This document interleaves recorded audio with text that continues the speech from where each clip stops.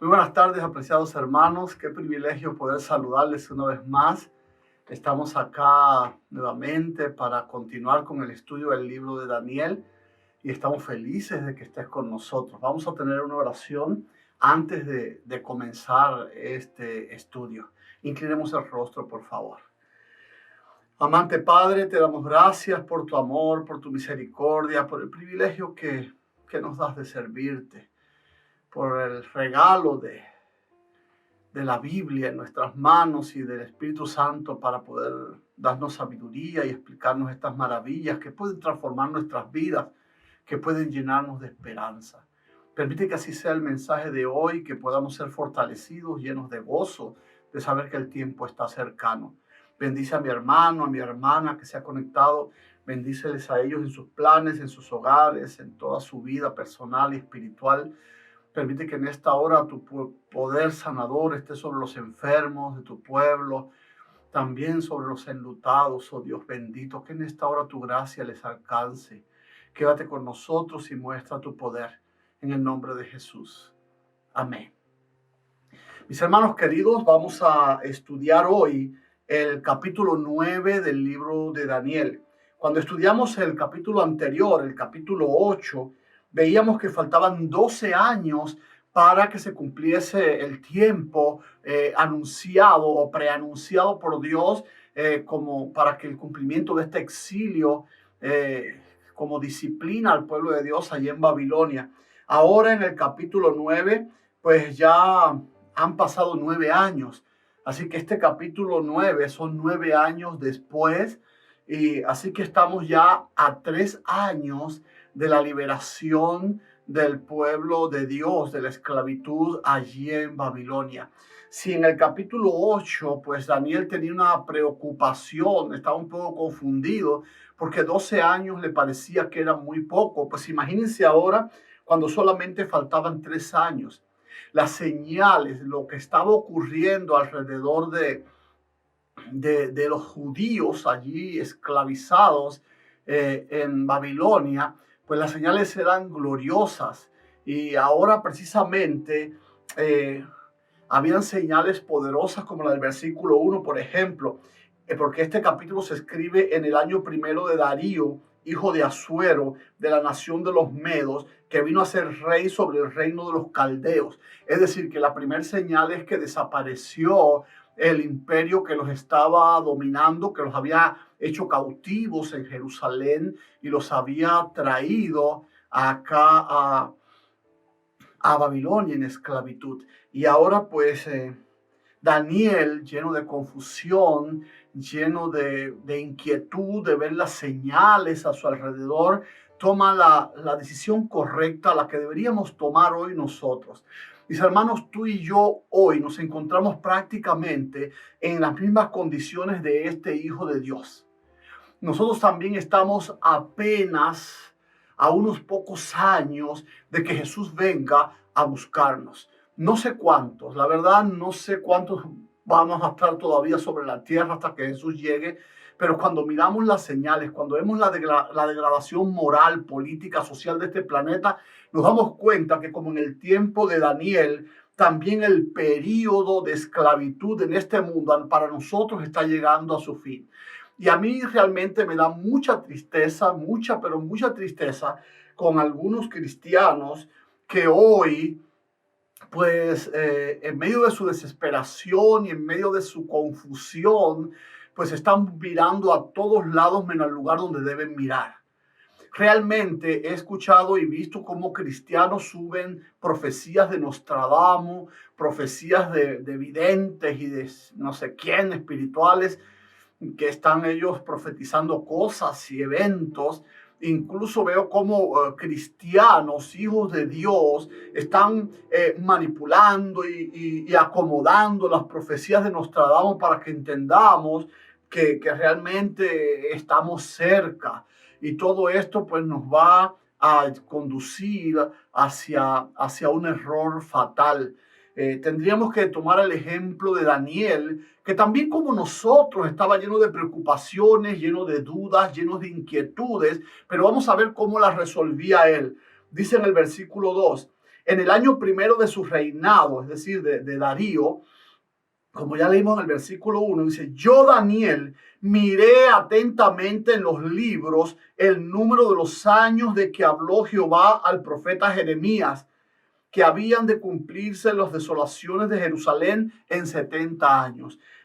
Pues ahora este hombre escudriña atentamente la palabra de Dios. ¿Por qué lo hizo?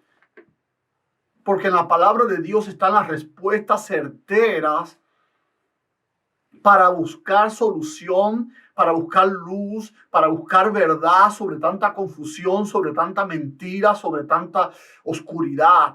Mis hermanos queridos, si tienes que buscar un profeta para que te saque de tus dudas, para que tu corazón se llene de gozo, de esperanza, no dudes en buscar un profeta bíblico, porque estos profetas bíblicos fueron enviados, fueron utilizados por aquel que tiene el control del tiempo, que tiene el control del mundo y el universo, que tiene el control de los eventos y que nada le sorprende y que todo va conforme a sus planes.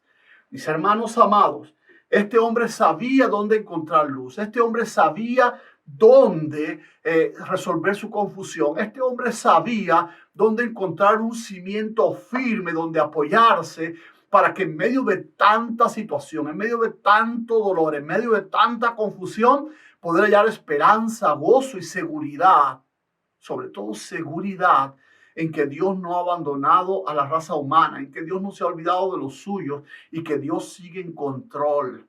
Y ahora Daniel investiga allí y encuentra que en el libro del profeta, en los rollos del libro del profeta Jeremías, ya Dios había anticipado el periodo de tiempo que le tocaba pues pasar esta disciplina allí en Babilonia. Yo te pido que por favor imitemos a estos 4 hebreos que estaban allí en Babilonia fieles, y sobre todo a Daniel. ¿Por qué? Porque eran gente que escudriñaban la Biblia, que buscaban promesas y las creían, que buscaban luz, verdad y seguridad, esperanza y gozo solamente en las Escrituras. Hoy Dios también necesita gente como estos 4 hebreos, gente que como Daniel busque respuestas a sus dudas. No te sientas mal por tener dudas acerca del tiempo, no te sientas con dudas cuando no te sientas con pena si tienes dudas acerca de los eventos que están ocurriendo. Eso es normal, somos humanos, pero damos gloria a Dios porque nos ha dejado este libro maravilloso, este libro glorioso, donde podemos encontrar todas las respuestas que tú y yo necesitamos precisamente para este tiempo. Recuerda que el libro de Daniel, por ejemplo, fue un libro escrito para el tiempo del fin. Él mismo lo repite varias veces en el libro. Este libro es para el tiempo del fin. De hecho, Dios hasta ordenó sellarlo para este tiempo. Así que si tenemos que buscar algún elemento, alguna sabiduría, algún detalle que nos llene de esperanza, Daniel es la propuesta que yo te hago para este tiempo tan difícil y lleno de confusión. Pero aún así, Zacarías, Isaías, Mateo, Apocalipsis, hay tantos libros maravillosos, Joel y tantos, hasta el Génesis. Yo creo que en la Biblia tenemos abundante fuente de esperanza y de gozo en el cual si tú y yo escudriñamos y buscamos diligentemente, vamos a encontrar luz para ser guiados en este periodo de oscuridad y de corrupción. Ahora, lo interesante es algo, que ahora Daniel confirma que realmente el tiempo es cerca, que el tiempo es corto, que lo que falta para la liberación es nada. Pero ahora hay algo importante. Él sabe que Dios cumple su palabra. Él sabe que Dios cumple su parte. Pero ahora lo que él se da percata es que aquellos que estaban esclavizados en Babilonia se habían adaptado a la vida de Babilonia, se habían adaptado a la cultura de Babilonia, se habían adaptado a las costumbres de Babilonia, y al ser amigos del mundo, pues se habían, como dice Santiago, autoproclamado enemigos de Dios, porque no se puede ser amigo del mundo y amigo de Dios. Dice Santiago que el que se llame amigo del mundo, pues ya se hizo enemigo de Dios, parafraseando el texto.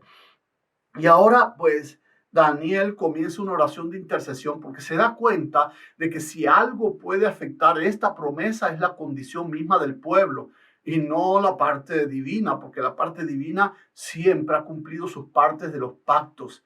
Incluso es también la garantía para que nosotros también podamos cumplir nuestra parte.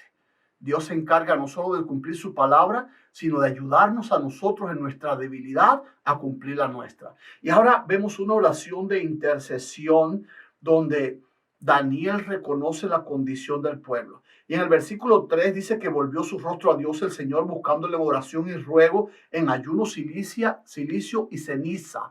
Es decir, que se humilló él ante la presencia de Dios.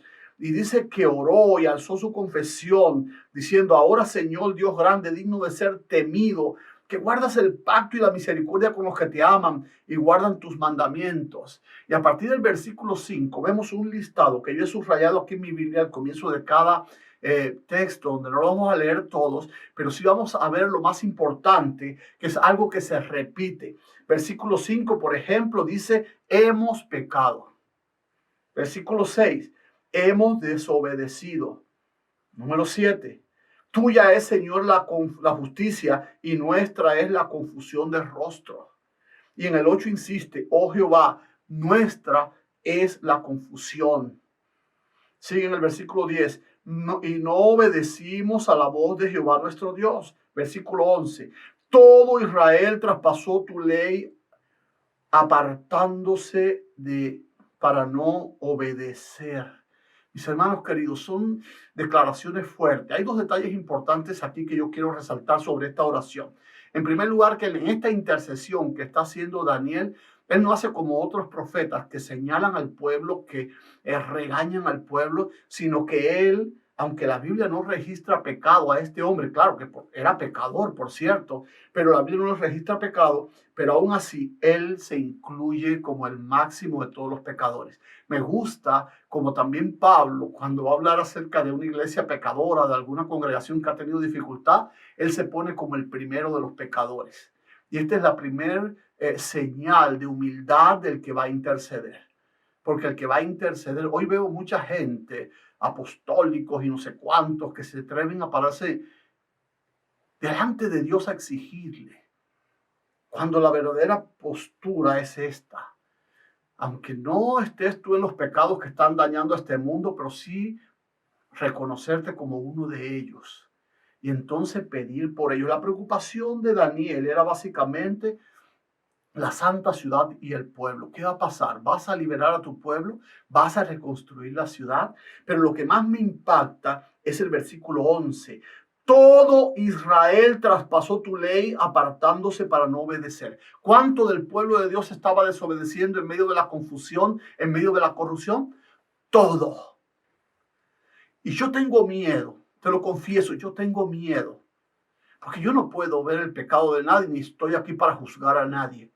Pero yo tengo mucho miedo que a estas alturas de la historia sea todo el pueblo de Dios el que esté desobedeciendo a Dios, el que esté en rebeldía. Si es así, hermanos, pues arrepintámonos y volvámonos a Él. ¿Por qué? Porque el tiempo está ciertamente cerca. Cristo está por venir a su pueblo. Las señales nos lo están diciendo. Hay poderes que están cayendo. Hay ideologías que están siendo derribadas. Entonces es importante que entiendas que el tiempo está cercano. A partir de ese versículo 10, ahora entonces comienza Daniel nuevamente a exaltar la fidelidad, a exaltar la misericordia, a exaltar la grandeza de Dios, y solamente apelando a eso para que el pueblo pueda ser liberado como lo estaban soñando desde el mismo día en que pusieron un pie en la esclavitud de Babilonia.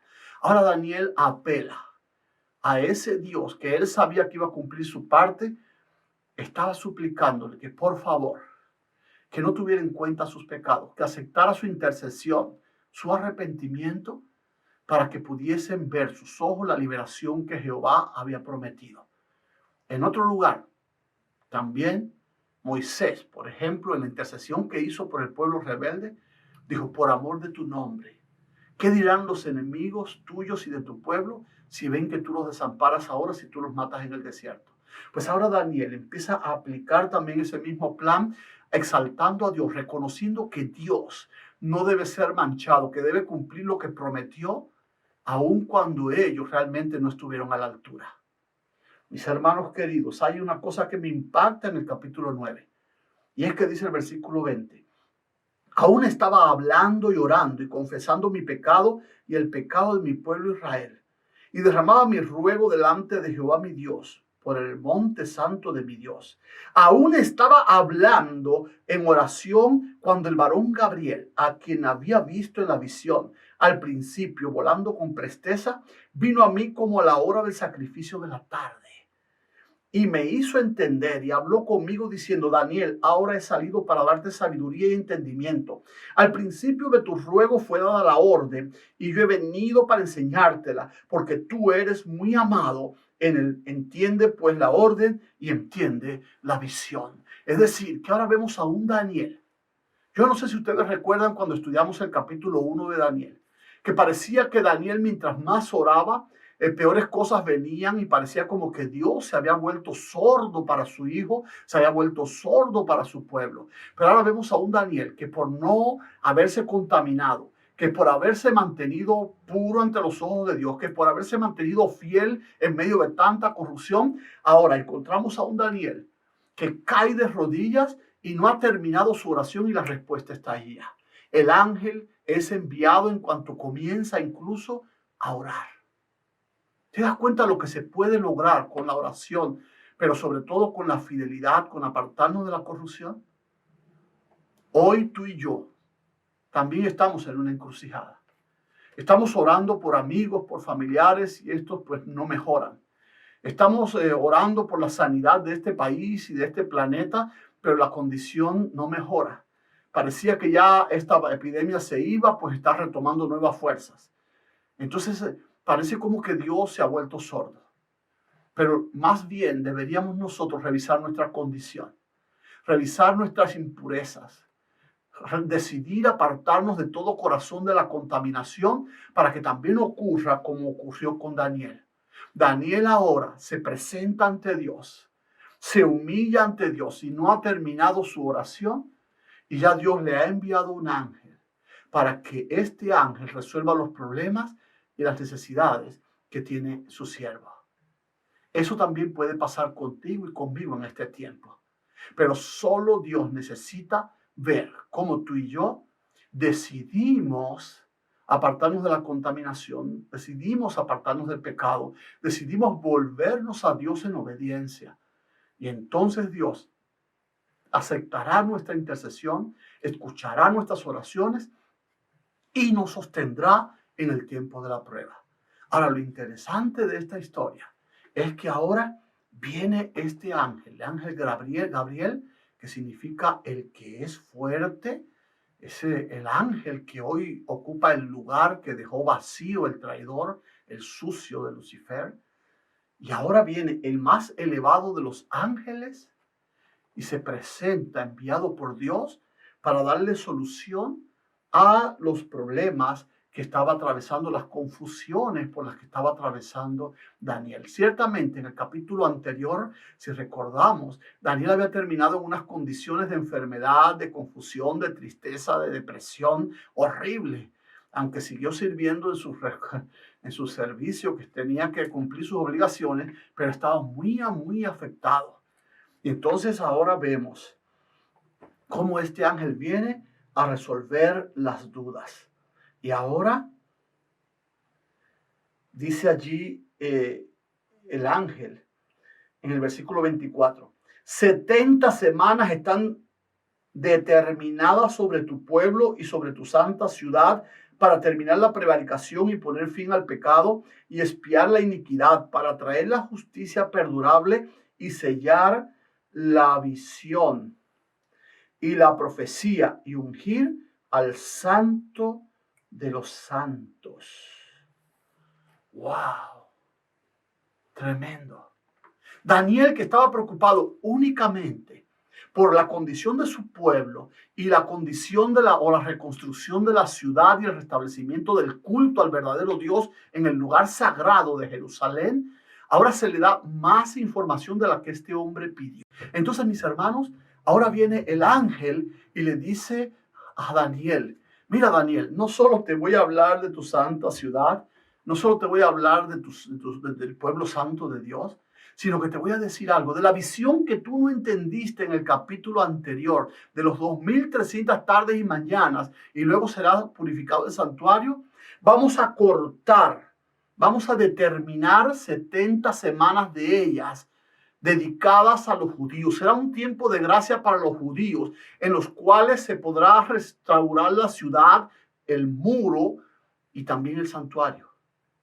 Pero también se expiará la iniquidad, es decir, se va a hacer el sacrificio prometido en lugar nuestro, porque se ungirá al santo de los santos. Ahora se le da una noticia, se le da una fecha exacta a Daniel de cuándo iba a venir el Salvador. ¿Te das cuenta qué importante es la fidelidad? Qué importante es la humildad, qué importante es la humillación y la obediencia ante Dios.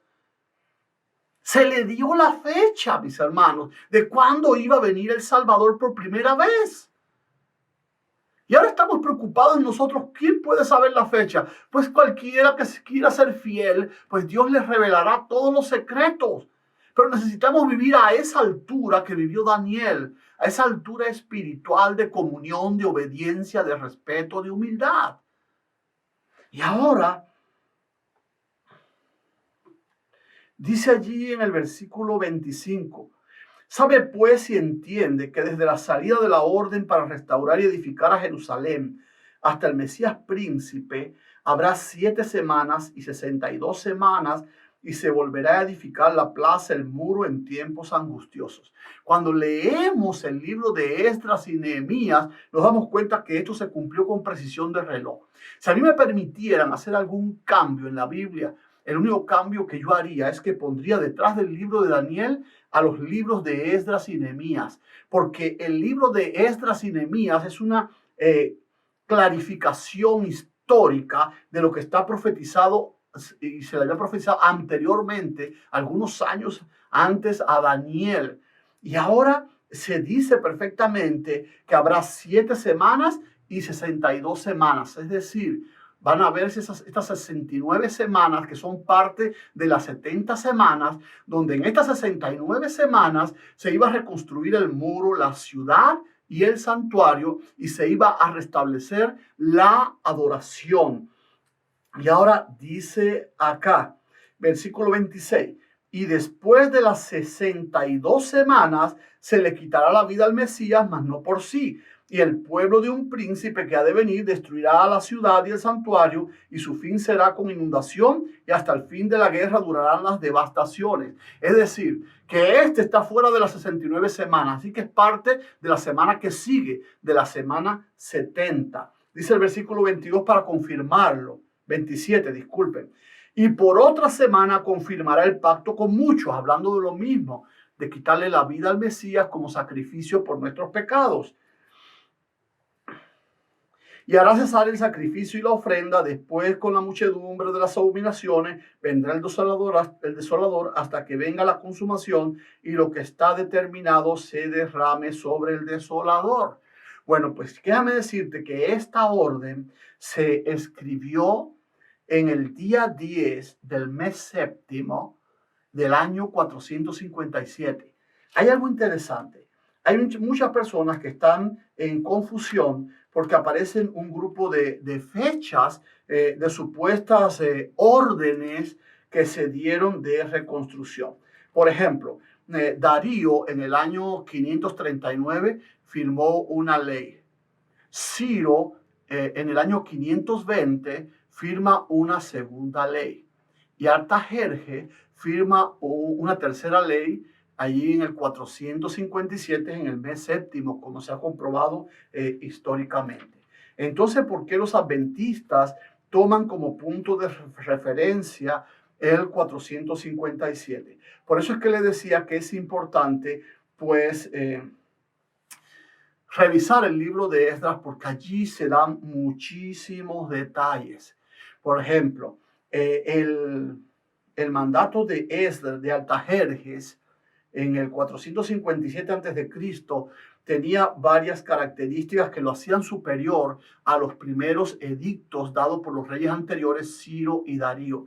En primer lugar, le daba más autonomía al pueblo de Dios. Por ejemplo, dicen en Esdras 7:21, y por mí, Artajerjes rey, es dada la orden a todos los tesoreros que están al otro lado del río, que todo lo que os pide el sacerdote Esdras, escriba de la ley del Dios del cielo, se le conceda prontamente, hasta 100 talentos de plata, 100 coros de trigo, 100 batos de vino, 100 batos de aceite y sal sin medida. Todo lo que es mandado por el Dios del cielo se ha hecho prontamente para la casa del Dios del cielo. Pues, ¿por qué habría de ser su ira contra el reino del rey y de sus hijos?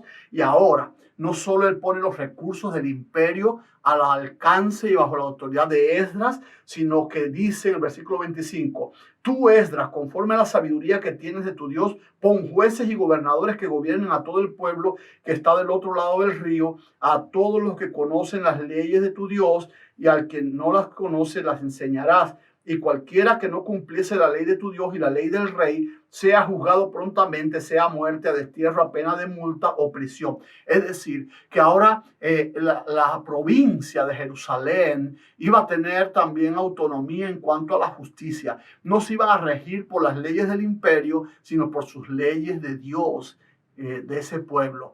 Y iban a juzgar ellos a su propio pueblo de acuerdo a sus propias leyes. Esto es una autonomía tremenda. Dice, bendito sea Dios de nuestros padres que puso tal cosa en el corazón del rey para honrar la casa de Jehová que está en Jerusalén. Pero además hizo algo también importante. Dice que le quitó los impuestos. Aquí está, vamos a leerlo, versículo 20, vamos a leer el 24, pero vamos a leerlo del 23. Todo lo que es mandado por el Dios del cielo se ha hecho prontamente para la casa del Dios del cielo. Pues, ¿por qué habría de ser su ira contra el reino del rey y sus hijos? Y a vosotros hacemos saber que a todos los sacerdotes y levitas, cantores y porteros, sirvientes del templo y ministros de la casa de Dios, ninguno podrá imponerles tributo, ni contribución, ni renta. Así que estaba dando liberación también de impuestos a los líderes religiosos y de la nación judía. Lo cierto es, mis hermanos, que sí son válidos las tres órdenes de edificación. Por tanto, la misma Biblia dice que cuando se hace este edicto, se hizo por mandato de Darío, de Ciro y de Artajerjes. Se unen a los tres reyes con la confección de este mandato. Ahora, la primera razón, ya dijimos, porque Artajerjes vino a dar un completamiento a esta liberación, dándole mayor autonomía. Por eso se cuenta el 457. Pero hay otra razón importante por la que contamos el 457. Porque si empiezas a contar desde el 457, precisamente vamos a ver cómo todos los plazos se van cumpliendo exactamente para el cumplimiento de las fases de la construcción del muro, restauración de la ciudad, la reconstrucción del santuario, y también para la llegada del Mesías en el año 27, ungiéndolo en el río Jordán a través del bautismo y el derramamiento del Espíritu Santo que vino como paloma sobre él. Cuando contamos precisamente los 457 años y los eliminamos, y más los 27 años, nos damos cuenta que precisamente están las 69 semanas cumplidas allí. Y solo quedan una semana o 7 años en los que a mitad de la semana iba a ser sacrificado el Mesías y se iba a sellar la gracia o el tiempo para los judíos a través del apedreamiento de Esteban en el año 34. Mis hermanos queridos, hay demasiadas evidencias que nos indican que precisamente los adventistas tienen razón cuando empiezan a contar las 70 semanas en el año 457, allí a partir del día 10 del mes séptimo, en el reinado de Artajerjes en el 457, porque cronológicamente y con precisión de reloj se cumple todo exactamente. Cuando Pablo, por ejemplo, en Gálatas 4:4 dice, porque venido el cumplimiento del tiempo, precisamente se refería al tiempo asignado a través de esta profecía que se le había entregado a Daniel, porque la precisión fue tal que Pablo puede garantizarnos luego que fue con precisión de reloj en que cada uno de estos pasos se cumplieron. Y entonces cuando llegó el tiempo, precisamente Jesús vino nacido de mujer, como se había prometido en Génesis 3:15, nacido dentro del pueblo de Dios como judío para cumplir las leyes de Dios y para exaltar esas leyes, y también para morir en la cruz después de vivir una vida santa, para morir y resucitar para beneficio tuyo y mío. Hoy es un día de fiesta, hoy es un día de alabanza, porque entendemos que hay completa seguridad en nuestros profetas bíblicos.